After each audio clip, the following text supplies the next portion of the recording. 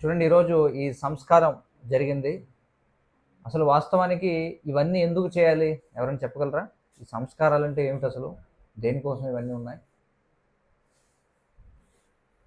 ఎవరన్నా చెప్పండి, మీకు తెలిసింది చెప్పండి, పర్వాలేదు. ఎందుకు చేయాలి అసలు ఈ సంస్కారాలు? ఆచారం. ఇంకా సరే, అసలు సంస్కారం అంటే ఏమిటో ముందు మనం మొట్టమొదటి తెలుసుకుందాం. ఓం అజ్ఞానతిమిరాంధస్య జ్ఞానాంజనశలాకయ చక్షురున్మిళితం యేన తస్మై శ్రీ గురవే నమః.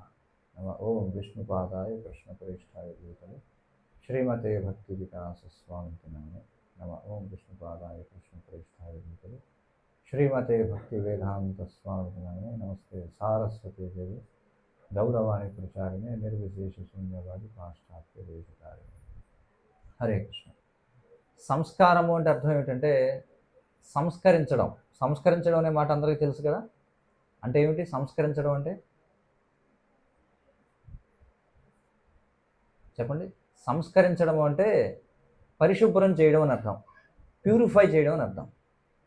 ప్యూరిఫికేషన్ అంటే తెలుసు కదా. ప్యూరిఫికేటరీ యాక్ట్స్ అని చెప్పి అంటారు. అంటే పవిత్రీకరణ చేసేటువంటి కార్యాలు అని చెప్పి. అంటే దేనిని పవిత్రీకరణ చేసేటువంటి కార్యాలు ఇవన్నీ అంటే మన యొక్క చైతన్యాన్ని, చూడండి, మన యొక్క కాన్షియస్నెస్ అంటే మన యొక్క ఆలోచన విధానాన్ని, మన యొక్క బుద్ధిని పవిత్రం చేసేటువంటి కార్యక్రమాలు ఇవన్నీ కూడా. వాస్తవానికి సంస్కారాలు వర్ణాన్ని బట్టి అనేకమైనవి ఉంటాయి. మొట్టమొదటి సంస్కారం ఏమిటంటే గర్భాధాన సంస్కారము అని చెప్పి అంటారనమాట. గర్భాధాన సంస్కారం అంటే ఇప్పుడు చూడండి, మనకి ఈ సృష్టిలో మొత్తం ఎన్ని జీవరాశులు ఉన్నాయి? ఎవరైనా చెప్పగలరా? మొత్తం అసలు ఎన్ని స్పీసీస్, ఇంగ్లీష్లో స్పీసీస్ అంటారు కదా, జాతులు, ఎన్ని రకాల జాతులు ఉన్నాయి మొత్తం సృష్టిలో? మొత్తం మనకి శాస్త్రాలు చెప్తున్నాయి, పద్మపురాణంలో చెప్పబడింది 84 లక్షల జీవరాశులు ఉన్నాయి. 84 lakhs స్పీసీస్ అనమాట. అవి ఏమేమిటో కూడా చెప్పారు శాస్త్రాల్లో. జలజా నవలక్షాని అంటే నీటిలో జీవించేవి 9 లక్షల రకాల జీవులు ఉన్నాయి. స్థావరాణి 1,20,000 అంటే కదలలేనివి, ఏవైతే కదలలేనివి ఉన్నాయో అవి 20 లక్షల రకాలు ఉన్నాయట కదలలేనివి. జలజా నవలక్షాని. కూర్చోండి. నీటిలో జీవించే ఎన్ని లక్షలు? 9 లక్షలు. స్థావరాన్ని 1,20,000 అన్నారు. 1,20,000 అంటే 20 లక్షల రకాల కదలలేనివి. కదలలేనివి అంటే మొక్కలు, చెట్లు, పర్వతాలు కూడా జీవులుగా చెప్పబడ్డాయి శాస్త్రాల్లో. ఎందుకంటే పూర్వయుగాల్లో పర్వతాలు ఎగురుతూ ఉండేవి గాలిలో, చూడండి, పక్షుల్లాగా. కానీ తర్వాత ఇంద్రుడు వాటి యొక్క రెక్కలను కత్తిరిస్తాడనమాట కలియుగం మొదలైన తర్వాత. కాబట్టి స్థావరాన్ని 1,20,000. క్రమయో రుద్ర సంఖ్యాక. క్రమయ అంటే క్రిములు, ఇన్సెక్ట్స్, అవి 11 లక్షల రకాలు ఉన్నాయి. ఇక తర్వాత పక్షీణాం 10 లక్షణం. పక్షి అంటే ఎగిరేవి, గాలిలో ఎగిరేవి. 10 లక్షణం అంటే 10 లక్షల రకాలు. 30 లక్షాని పశవ అంటే 30 లక్షల రకాల పశువులు, అంటే 4 కాళ్ళ జంతువులు. 4 లక్షాని మానవ అంటే 4 లక్షల రకాల మనుషులు ఉన్నారనమాట. చూడండి, మొత్తం 84 లక్షల రకాలు. అయితే మరి ఈ మానవ జన్మ లభించడం అనేది చాలా దుర్లభం అనమాట. దుర్లభం మానుషం జన్మ తదపి అధ్రువం అర్ధదం అని చెప్పన్నారు. అంటే చూడండి, 84 లక్షల జీవరాశుల్లో మనం వేరే ఏ జీవిగానో పుట్టకుండా మనిషిగా ఎందుకు పుట్టాం అసలు? కావాలంటే వేరే జీవిగా కూడా పుట్టుండొచ్చు కదా, అంటారు కదా. ప్రాబబిలిటీ అని మ్యాథమెటిక్స్లో నేర్పుతారు. ప్రాబబిలిటీ అంటే అవకాశం. మనకి వేరే జీవుల్లో కూడా పుట్టే అవకాశం ఉండగా మానవ జన్మలో పుట్టడం మరి విశేషం అంటారా కాదంటారా? చెప్పండి. మరి ఏ విధంగా మానవ జన్మ విశేషం, ఇది కూడా తెలియాలి కదా మనకి. మానవ జన్మ విశేషం అని అందరూ ఒప్పుకుంటారా లేదా? అందరూ ఒప్పుకుంటారు కదా. కానీ ఎందుకని మానవ జన్మ విశేషమైనది? ఎందుకని మిగతా జీవజాతులు అంత విశేషమైనవి కావు? ఎవరైనా చెప్పగలరా? ఏమిటి తేడా? వాటికంటే మనం ఉన్నతంగా ఏం చేస్తున్నాం? ఆలోచన శక్తి ఉంది. జంతువులకు కూడా ఆలోచన శక్తి ఉంటుంది. ఉదాహరణకి ఇప్పుడు ఇక్కడ మనం ఇంతమంది కూర్చున్నాం, లోపలికి పిల్లి వస్తుందా? ఇక్కడికి రాదు. ఎందుకని? దానికి ఆలోచన శక్తి ఉంది. ఇంతమంది ఉన్నారు, రాకూడదు. మన అందరం వెళ్ళిపోయిన తర్వాత కావాలంటే దూకుతుంది పైనుంచి కదా. కాబట్టి ఆలోచన శక్తి కాదు జంతువులకి మనకి తేడా. మాట్లాడడం అనేది దేనికోసం? మన యొక్క భావాన్ని వ్యక్తం చేయడం కోసం, అంతే కదా. మరి జంతువులు మాట్లాడకుండానే తమ భావాలను వ్యక్తం చేయగలవు. మరి మనకంటే అవే ఉన్నతమా కదా చెప్పండి. మనం మాట్లాడాలి కదా ఏదైనా చేయాలంటే, కానీ జంతువులు మాట్లాడకుండానే వాటి భావాలు తెలియజేస్తాయి. ఇప్పుడు చూడండి, ఎక్కడైనా ఒక కాకి ఒకటి చనిపోయింది అనుకోండి, వెంటనే కాకులను ఎక్కడికి వచ్చేస్తా లేదా? కేవలం అరుస్తాయి అంతే, కావు కావు అని. వాటి భాష మనకు అర్థం కాదు, కానీ వాటికి అర్థం అవుతుంది. అంటే కమ్యూనికేషన్ ఉందా లేదా వాటికి? కాబట్టి అది కూడా కాదు. ఇంకేమున్నాయి? సంబంధాలు. మరి మనుషుల కంటే జంతువులకి ఇంకా మంచి సంబంధాలు అన్నట్టు కనిపిస్తున్నాయి. ఎందుకంటే జంతువుల్లో డైవర్స్ అనేది లేదు. విడాకులు ఉన్నాయా జంతువులకి? జంతువులకి విడాకులు లేవు కదా. కానీ మనిషి మాత్రం డైవర్స్ ఉంది మనిషికి. అంటే మనకంటే అవే. ఇంకా చూడండి, మీరు దారిన పోయేటప్పుడు ఎవరైనా యాక్సిడెంట్ అయి పడిపోతే మనిషి పట్టించుకోడు, కానీ వేరే జీవజాతులు అయితే ఏం చేస్తాయి? వెంటనే అన్నీ వచ్చేస్తాయి. మరి మనకంటే వాటికి ఎక్కువ ఉన్నాయి రిలేషన్షిప్స్ కూడా. ఇంకేమున్నాయి చెప్పండి తేడాలు?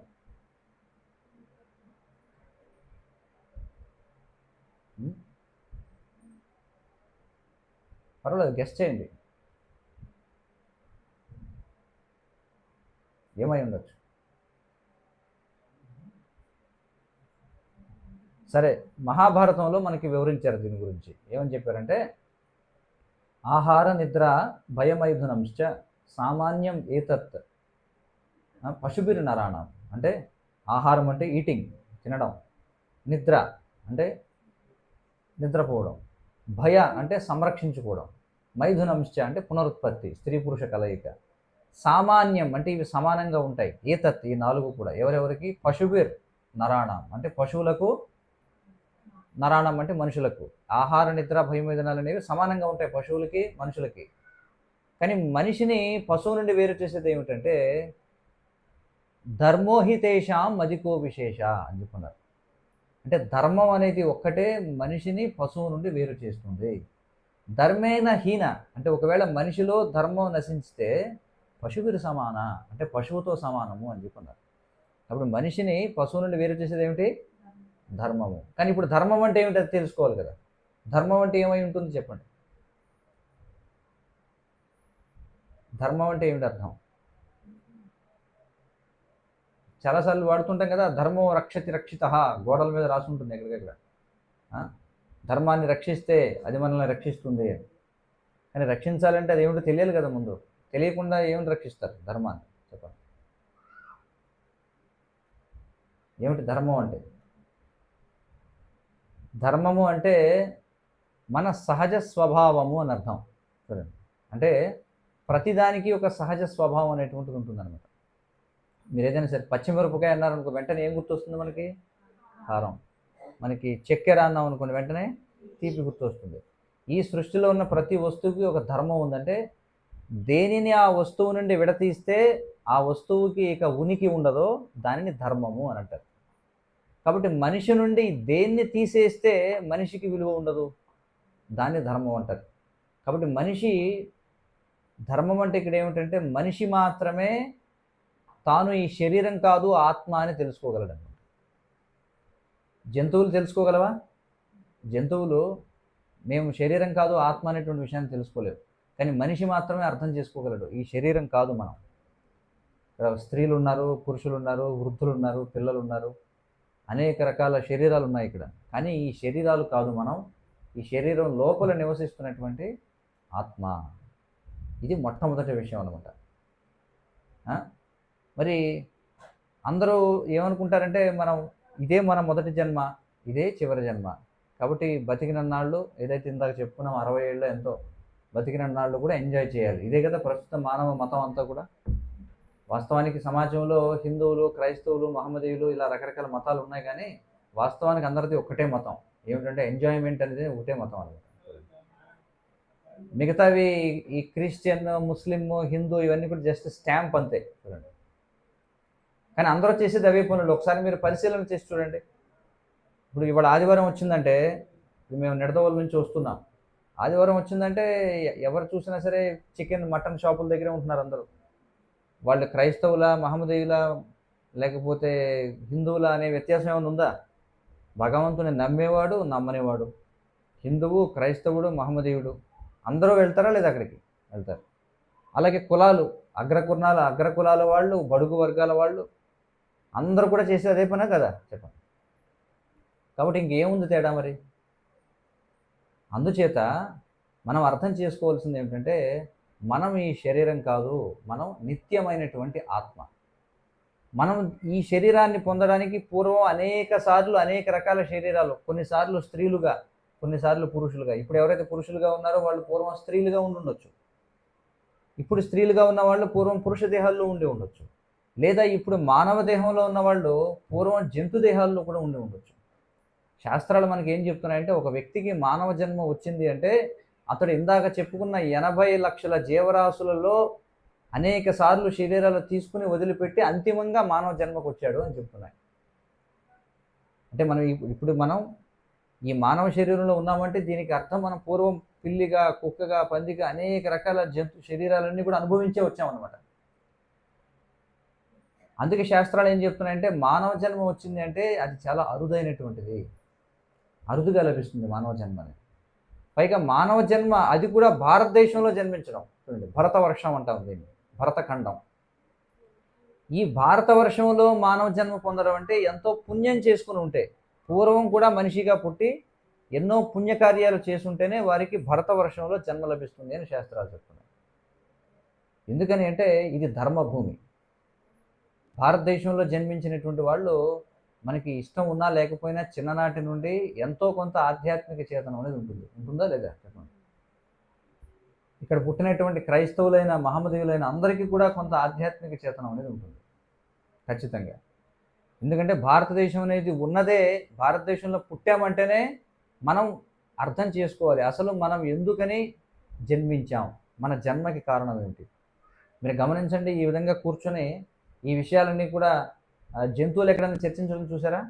కుక్కలు కానీ లేకపోతే ఆవులు, గేదెలు కానీ ఒక దగ్గర కూర్చొని ఇలా చర్చించడం చూసారా? లేదు. కేవలం మనిషి మాత్రమే ఈ విషయాలన్నీ కూడా చర్చించగలరు.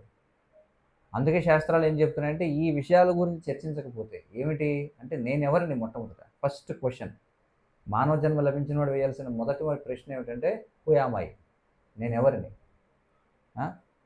అలాగే భగవంతుడు ఎవరు. ఎందుకనంటే మన అందరికీ అర్థమవుతుంది మనం స్వతంత్రులం కాదని. మనం ఇండిపెండెంట్గా ఉన్నామా అంటే మనం ఏం చేయాలి ఏం చేయకూడదు అనే విషయంలో మనకి స్వతంత్రత ఉందా లేదా చెప్పండి. లేదు, మనకి స్వతంత్రత లేదు. మీరు మన శరీరంలో జరిగే ఏ యాక్టివిటీ అయినా తీసుకోండి, అది మన చేతుల్లో లేదు. ఉదాహరణకి మనం ఇక్కడ కూర్చొని వింటున్నాం, మన గుండె కొట్టుకుంటూ ఉంది కదా, మన గుండె మన నియంత్రణలో ఉందా అది కొట్టుకోవడం కొట్టుకోకపోవడం అనేది? ఏమంటారు? లేదు. మన శ్వాస తీసుకుంటున్నాం కదా, మన శ్వాస తీసుకోవడం అనేది మన నియంత్రణలో ఉందా? లేదు. అలాగే మనం ఆహారం తీసుకుంటున్నాం, కానీ జీర్ణం అవుతుందా లేదా అనేది మన చేతుల్లో ఉందా? లేదు. రక్త ప్రసరణ మనకి తెలిసి జరుగుతుందా? లేదు. మన వెంట్రుకలు ఎదుగుతున్నాయి, గోళ్ళు ఎదుగుతున్నాయి, మనకు తెలుసా ఇది ఎలా జరుగుతుందో? లేదు. అంటే మన శరీరంలో జరిగే ఏ కార్యకలాపాలు, మన ఈ శరీరం ఏదైతే ఉందో ఇది మన నియంత్రణలో లేదు. ఇది కొన్ని ప్రకృతి నియమాలకు లోబడి పనిచేస్తుంది. లాస్ ఆఫ్ నేచర్ అని చెప్పంటారు. ప్రకృతి నియమాలకు లోబడి పనిచేస్తుంది. అవునా కదా? ఇది అందరికీ అర్థమవుతుంది కదా. అందరికీ తెలుసు మనం స్వతంత్రులం కాదు. We are not independent, we are dependent on the laws of nature. ప్రకృతి నియమాలపై మనందరం కూడా ఆధారపడి ఉన్నాం. అంటే మనల్ని నియంత్రించేటువంటి ఒక శక్తి ఉంది, అతడనే మనం భగవంతుడు అని చెప్పంటాం అనమాట. ఈ సృష్టిలో జరిగే ప్రతిదీ ఏదైనా సరే మీరు చూస్తే ఏది యాదృచ్ఛికంగా జరగట్లా, ప్రతిదీ కూడా సిస్టమేటిక్గా జరుగుతుంది ఈ సృష్టిలో. మీరు చూడండి, ఒక వారం 10 రోజుల క్రిందట అందరూ చలిచలిగా ఉండేది, వణుకుతూ ఉండేవారు. కానీ సమయం వచ్చింది అంతే, వసంత ఋతువు మొదలవుతుంది. ఇప్పుడు మనకి ఇంకొక 3 రోజుల్లో పౌర్ణమి వస్తుంది, ఇంకొక 15 రోజులు ఆగితే మనకి ఉగాది వచ్చేస్తుంది కదా, వసంత ఋతువు మొదలవుతుంది.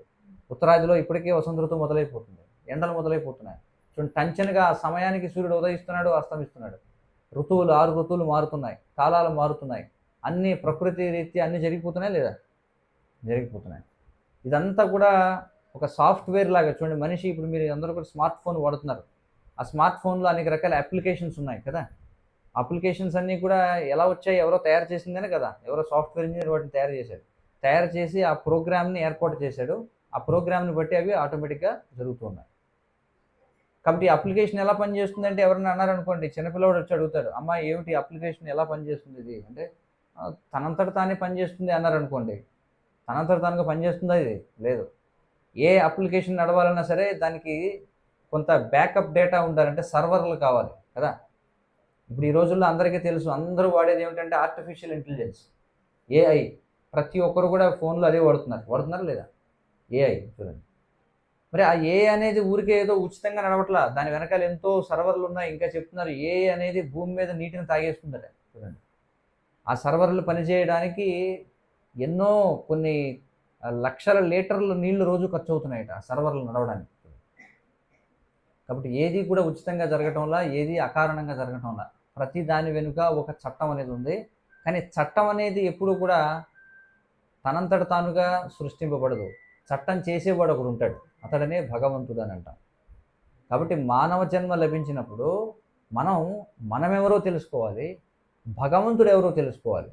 భగవంతుడు ఉన్నాడా లేదా అనేది వివాదాస్పద విషయం కాదు, అది వాస్తవం. ఎందుకనంటే ఇవన్నీ కూడా ఎలా జరుగుతున్నాయి?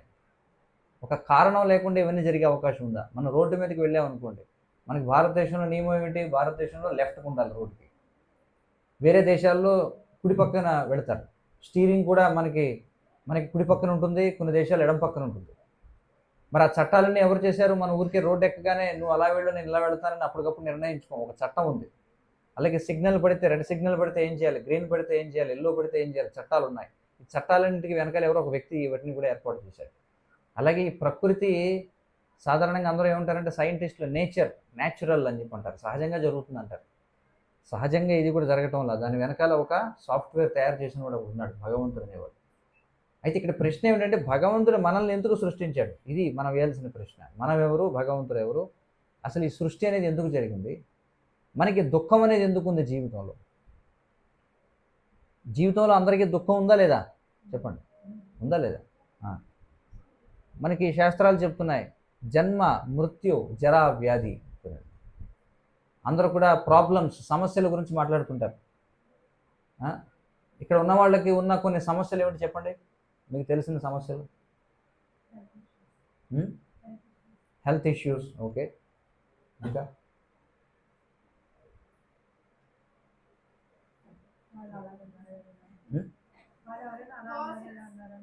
Gossips, okay. అంటే పుకార్లు.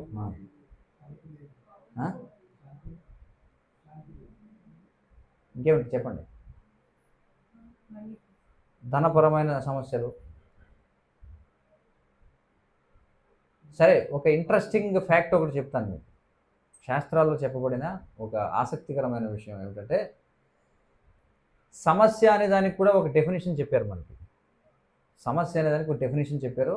సమస్య అనేది సంస్కృత పదం, మనం తెలుగులో వాడుతున్నాం దాన్ని. సమస్య అంటే ఇది రెండు పదాల యొక్క కాంబినేషన్ అనమాట. సమ అస్య అని అంటే సమస్య అంటే అందరికీ సమానంగా ఉండేది అని అర్థం. దాన్ని అనుకున్నారా సమస్యకి డెఫినేషన్ ఇలా ఉంటుందని? సమస్య అంటే ప్రాబ్లం అనుకుంటాం మనం ఇంగ్లీష్లో, అలా కాదు. సమస్య అంటే సంస్కృతంలో అందరికీ సమానంగా ఉండేది అని. ఇంకా శాస్త్రాలు ఏం చెప్తున్నాయంటే ఒకదాన్ని సమస్యగా పిలవాలి అంటే దానికి 3 క్వాలిఫికేషన్స్ ఉండాలట.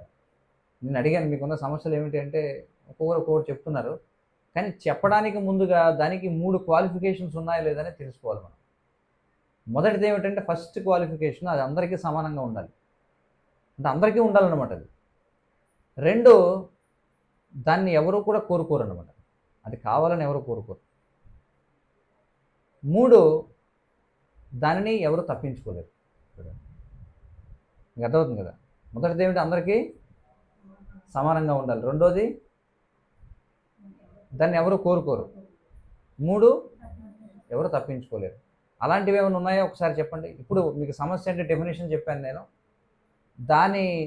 దాన్ని డెఫినేషన్లు మీరు నిర్వచనం బుర్రలో పెట్టుకొని ఇప్పుడు చెప్పండి సమస్యలు అంటే ఏమై ఉండొచ్చు.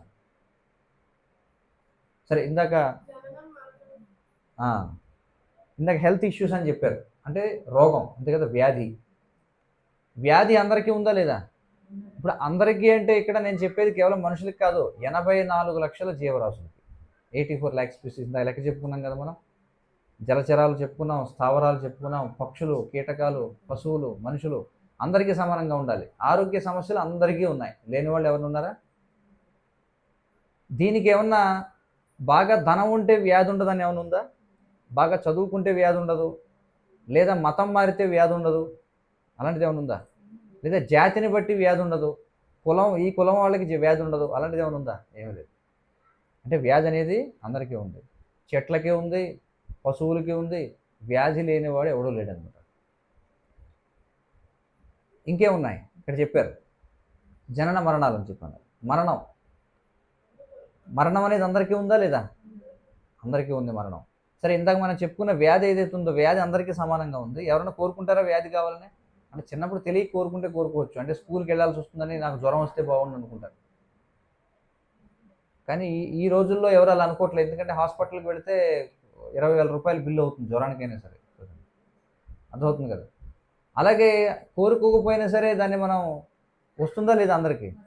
తప్పించుకోగలమా దాని నుంచి? అంటే తాత్కాలికంగా ఆ జబ్బు నుంచి తప్పించుకోవచ్చు, కానీ జబ్బు అంటూ లేకుండా చేసుకోగలమా? లేదు. ఇక మృత్యువు సంగతి చూడండి. మృత్యు అందరికీ వస్తుందా లేదా? ఇందాక నేను చెప్పిన క్రైటీరియా, ఎడ్యుకేషన్ క్వాలిఫికేషను, ధన, జాతి, మతం, కులం, వీటి ఆధారంగా మరణం అనేది చైనా వాళ్ళకు ఉంది, జపాన్ వాళ్ళకి లేదు. లేదా క్రైస్తవులకు ఉంది, హిందువులకు లేదు. బాగా కోటీశ్వరులకు ఉంది, పేదవాళ్ళకి లేదు. అలాంటిది ఏమైనా ఉందా? లేదు, అందరికీ ఉంది. పశుపక్షాదులకు కూడా ఉంది. ఇంకేమున్నాయి? ముసలితనం చూడండి, జర అని చెప్పంటారు. జర అంటే ముసలితనం. ముసలితనం అనేది అందరికీ ఉందా లేదా? అందరూ ముసలివాళ్ళు అవ్వాల్సిందే. ఏమన్నా మినహాయింపు ఉందా ఇందులో? లేదు. ఎవరైనా కోరుకుంటారా ముసలితనాన్ని? లేనే లేదు. ఆ ముసలితనం అంటే ఉండే భయం వల్లే కాస్మెటిక్ ఇండస్ట్రీ బాగా ఫ్లరిష్ అవుతుందన్నమాట. అర్థమవుతుంది కదా?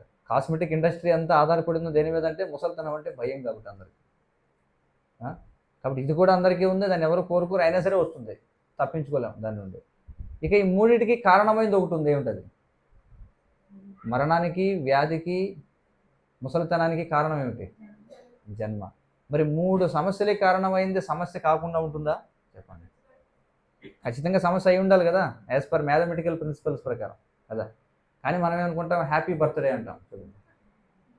అందరు జరుపుకుంటారు కదా, happy birthday, wish you happy birthday అని చెప్పి. కానీ తెలివైన వాడు ఆలోచిస్తాడు, ఏమిటిది వాస్తవానికి ఇది జరగటం వల్లే కదా ఇవన్నీ వచ్చాయి. అందుచేత మనిషి అనేవాడు చూడండి, మనిషిగా జన్మించినటువంటి వాడు సమస్యలు అంటే ఏమిటో తెలుసుకోవాలి. లేకపోతే ఈ రోజుల్లో చూడండి, ఏదన్నా ఒక పేపర్లో ఫెయిల్ అయిపోయాడు అనుకుంటే వాడు ఆత్మహత్య చేసుకుంటాడు. మరణం అనేది ఫ్రీ, దానికోసం అంత ఖర్చు పెట్టడం ఎందుకు, అంత టెన్షన్ పడాలి? మనం చావాలని అనుకోకపోయినా కొన్నాళ్ళకి ఎలాగో చనిపోతాం. బలవంతంగా చనిపోవడం వల్ల ఏం ప్రయోజనం ఉంది చెప్పండి? లేకపోతే ఈ రోజుల్లో చూస్తా, లవ్ ఫెయిల్యూర్ అయిందంటే వాడు చనిపోతాడు. వాడు ఇతరులను చంపేయడం లేదా వాడు చనిపోవడం. ఉద్యోగం పోయిందనుకోండి చనిపోయేవాళ్ళు. ఊరికినే ఏమి లేదు, ఊరికే ఒత్తిడి, ఖాళీగా ఉన్నాడు, ఏం చేయాలో తెలియదు, చనిపోతాడు. చూస్తున్నాం కదా రోజు న్యూస్లో. అది పరిస్థితి. బెంగళూరు మీ అందరికీ తెలుసు. బెంగళూరు అందరూ కూడా ఏం చేస్తారు, మన మారుమూల గ్రామాలన్నింటి నుండి కూడా బెంగళూరుకి వెళ్తారు బాగా సంపాదిద్దామని. కానీ బెంగళూరు అనేది సూసైడ్ క్యాపిటల్ ఆఫ్ ఇండియా అని చెప్పన్నారు. అంటే భారతదేశపు ఆత్మహత్యల రాజధాని ఏమిటంటే బెంగళూరు అనమాట.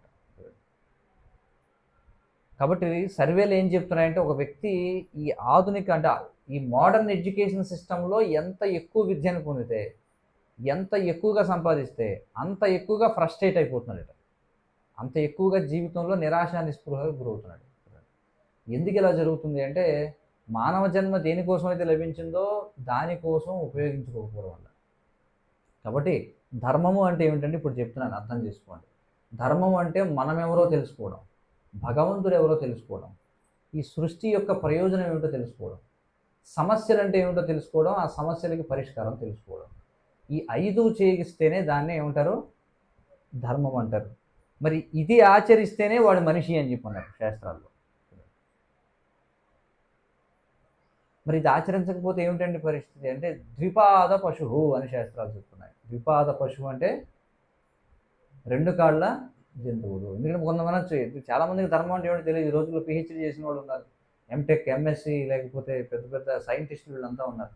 వాళ్ళ దగ్గరికి వెళ్ళి మీరు ధర్మం అంటే ఏమిటి అడిగితే వాళ్ళు చెప్పలేరు. వాళ్ళు మరి వాళ్ళ కోపం రావచ్చు, అదేమిటి ఇలా అయితే వాళ్ళు జంతువులని ఎలా అంటారు?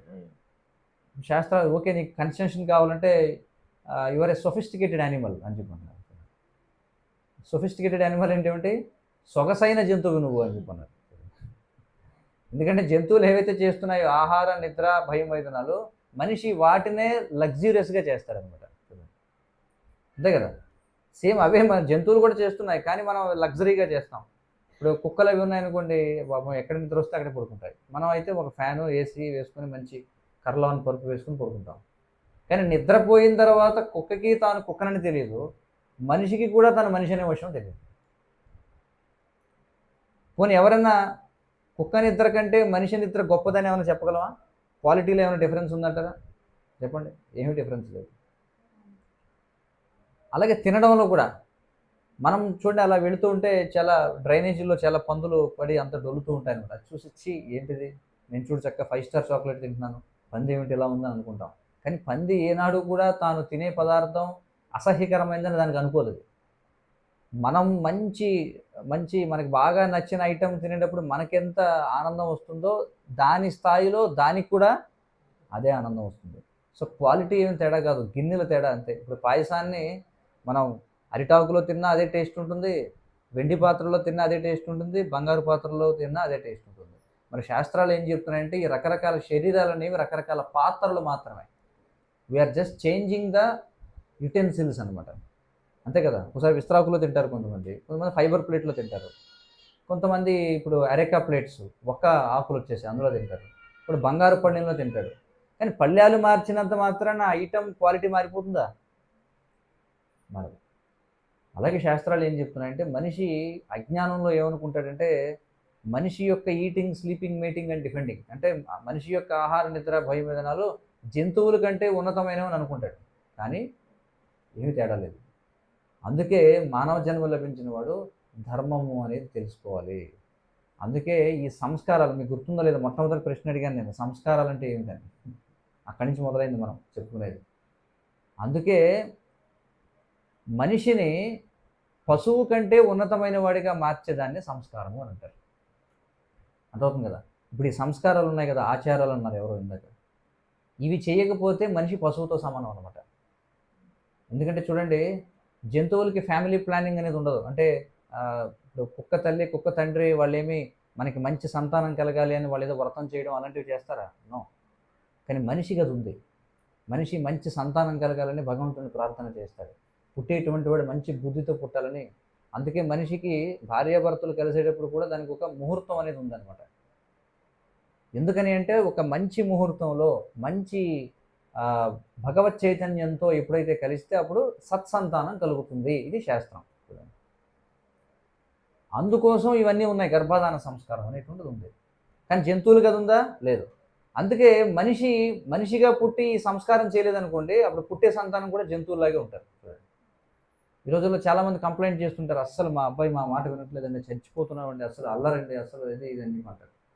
ఎందుకు అలా జరుగుతుందంటే మనం శాస్త్రాల్లో చెప్పిన విధులు పాటించం కాబట్టి. అప్పుడు ఏమవుతుంది? పిల్లులు, కుక్కలు లాంటి వాళ్ళు పుడతారు. అలాగే మనిషికి నామకరణం అనేది ఉంది. ఉందా లేదా? నామకరణ సంస్కారం ఉంది. కానీ జంతువులకి ఉందా సంస్కారం? లేదు. కానీ మనిషికి ఆ సంస్కారం ఉంది.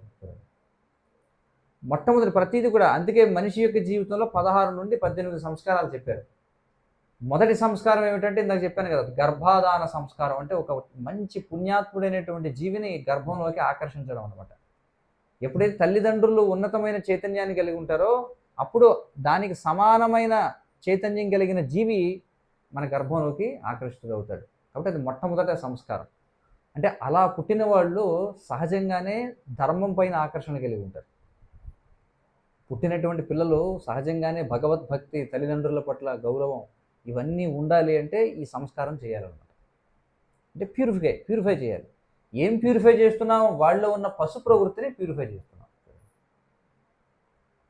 అలాగే తర్వాత ఏం చేస్తారు? మనకి ఇప్పుడు కేశఖండనం జరిగింది కదా, సంస్కారం జరిగింది. కర్ణఛేదనం చేస్తాం. ఎందుకంటే మనకి తల్లి గర్భంలో ఉండగానే వెంట్రుకలు కొన్ని ఉంటాయి.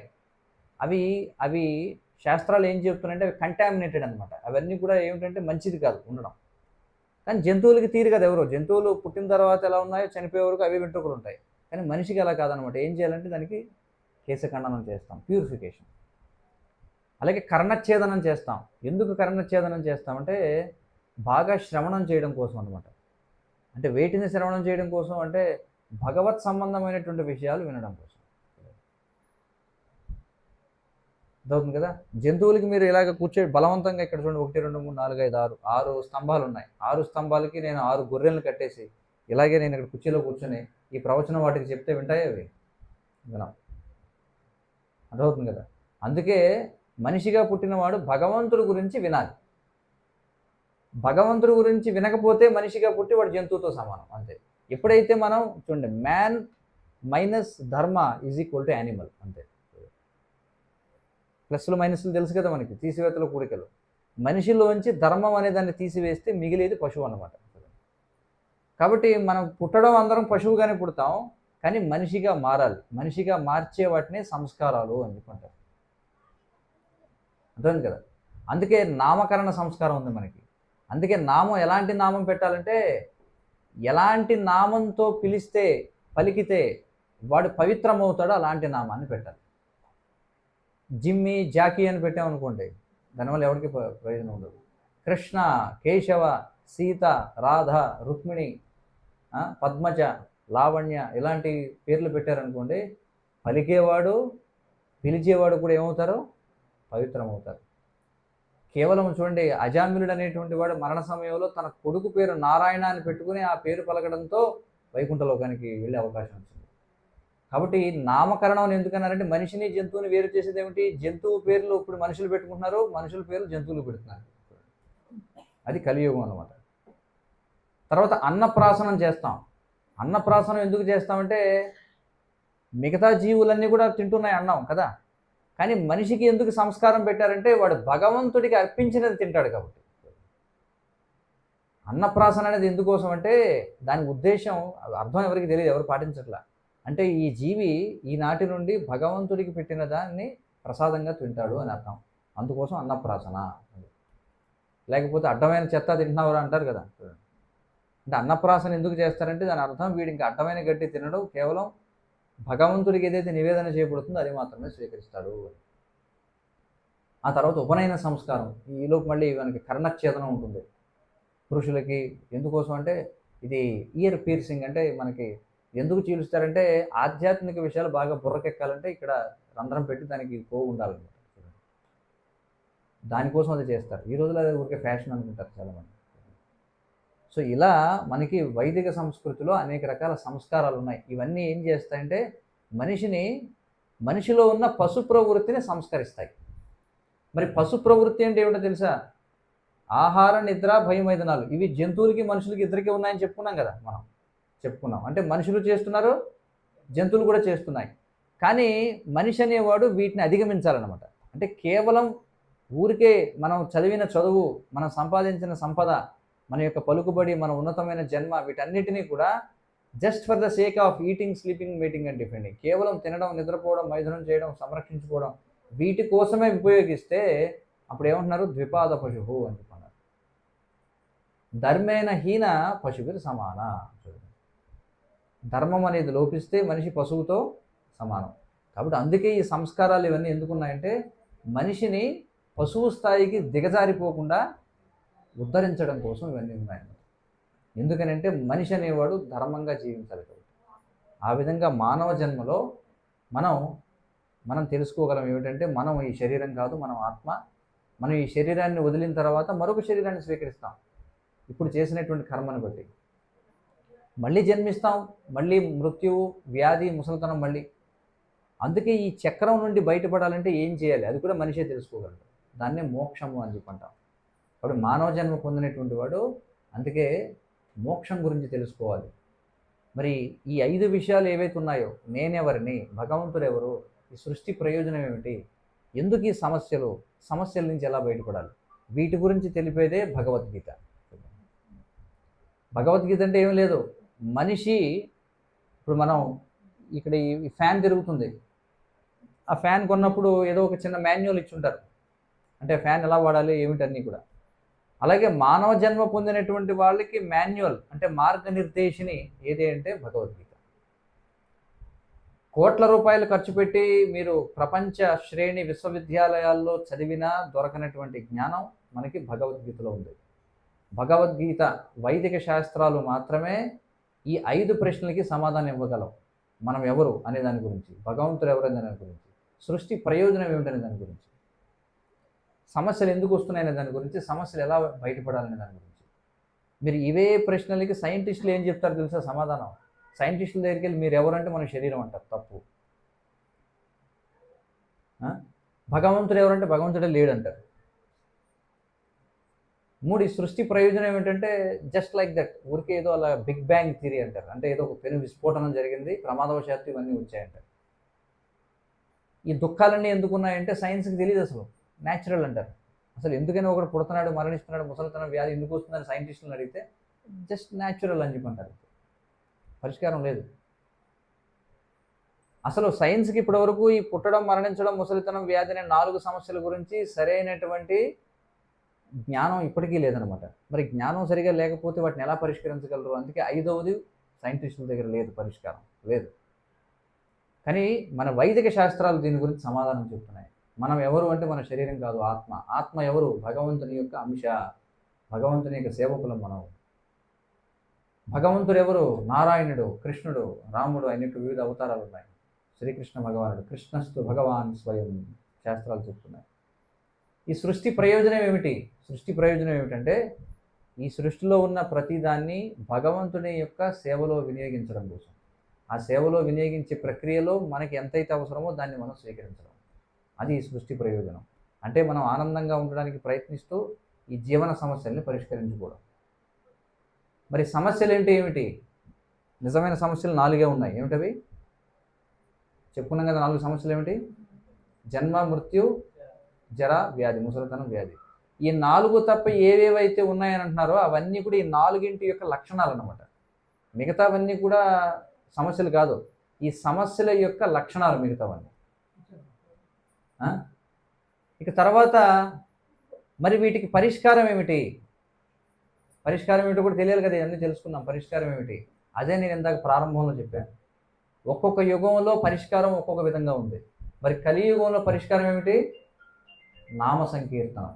అందరూ చెప్పండి, హరే కృష్ణ హరే కృష్ణ కృష్ణ కృష్ణ హరే హరే, హరే రామ రామ రామ హరే హరే, హరే కృష్ణ కృష్ణ కృష్ణ హరే హరే, హరే రామ రామ రామ హరే హరే, హరే కృష్ణ కృష్ణ కృష్ణ హరే హరే, హరే రామ రామ రామ హరే హరే. కాబట్టి ఇది పరిష్కారం. కాబట్టి దీనికోసమే, దీనినే ధర్మం అంటారు. దీని గురించి తెలుసుకోవడం కోసమే మానవ జన్మ ఉంది. ముఖ్యంగా భారతదేశంలో మానవ జన్మ వచ్చిందంటే ఈ విషయాలు తెలుసుకోవడానికి. బయట దేశాల్లో అవకాశం లేదు. కానీ ఇప్పుడు ఇస్కాన్ అంటే శ్రీల ప్రభుపాదుల వారి దయ వల్ల ప్రపంచవ్యాప్తంగా ఏ దేశంలో పుట్టినా ఇవి తెలుసుకునే అవకాశం లభిస్తుంది కలియుగంలో.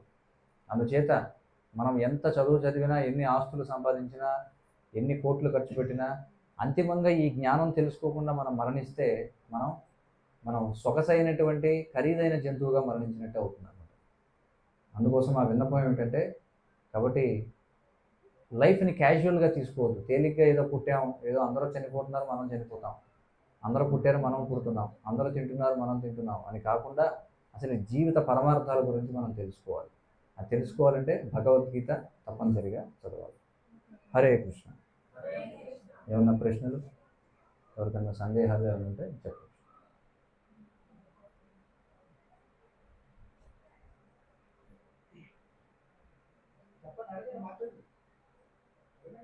ఏమైనా ప్రశ్నలు ఉంటే అడగవచ్చు.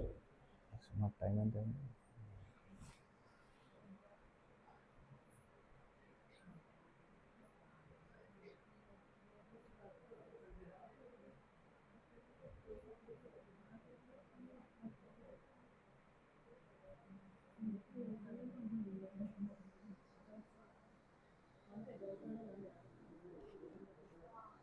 ఎంతమంది దగ్గర ఉంది భగవద్గీత గ్రంథం, భగవద్గీత పుస్తకం? ఎంతమంది చదువుతున్నారు? చాలా సంతోషం. మరి మిగిలిన వారు కూడా దయచేసి చదవండి. ఎందుకంటే మనం అదే కదా చెప్పుకున్నాం, ఇంత బతికి మనం భగవద్గీత తెలుసుకోకుండా వెళ్ళిపోయామనుకోండి, అప్పుడు మనం కృపణులుగా మరణించినట్టే. మనం బ్రాహ్మణులుగా మరణించాలన్నమాట, శాస్త్రాలు చెప్తున్నాయి. బ్రాహ్మణుడికి కృపణుడికి ఏమిటి తేడా అంటే, బ్రాహ్మణుడు అంటే జీవిత విలువ తెలిసిన వాడని. కాబట్టి మనం మానవ జన్మ పొందాం కాబట్టి జీవితం యొక్క విలువ ఏమిటో తెలుసుకొని చనిపోవాలి. చనిపోవడం ఎలాగో గ్యారంటీ. కానీ మానవ జీవితం విలువ తెలుసుకొని చనిపోవాలి. అలా కాకుండా తెలుసుకోకుండా చనిపోతే మనం కృపణులు అవుతాం అనమాట. లోబులం అయిపోతాం. మైజర్స్ అని చెప్పుకుంటారు. దయచేసి అందరూ కూడా ఈ భగవద్గీత గ్రంథం ప్రభుని సంప్రదించండి. వారు ఎవరిని కావాలంటే మేము కూడా పంపించగలం. హరే కృష్ణ. సో ఎవరికి ప్రశ్నలు లేవు కాబట్టి ఇంతటితో కార్యక్రమాన్ని పూర్తి చేసుకున్నాం. సో ఈరోజు సంస్కారం చేయబడినటువంటి వాంగ్మయి, వాంగ్మయి అంటే అర్థం ఏమిటో తెలుసా? సరస్వతి. వాంగ్మయి అంటే వాక్ అంటే ఇక్కడ అర్థం శబ్దము అని అర్థం, అంటే విద్య అని అర్థం. అంటే ఎవరి దేహం అయితే పూర్తిగా విద్యతో కూడినటువంటిదో ఆమెని వాంగ్మయి అని చెప్పి అంటారు. అర్థమవుతుంది కదా? కాబట్టి ఖచ్చితంగా మీరు భగవద్గీత జ్ఞానం మరి బోధించాలి ఆ పాపకి. తల్లిదండ్రులుగా మీ యొక్క కర్తవ్యం అది. హరే కృష్ణ.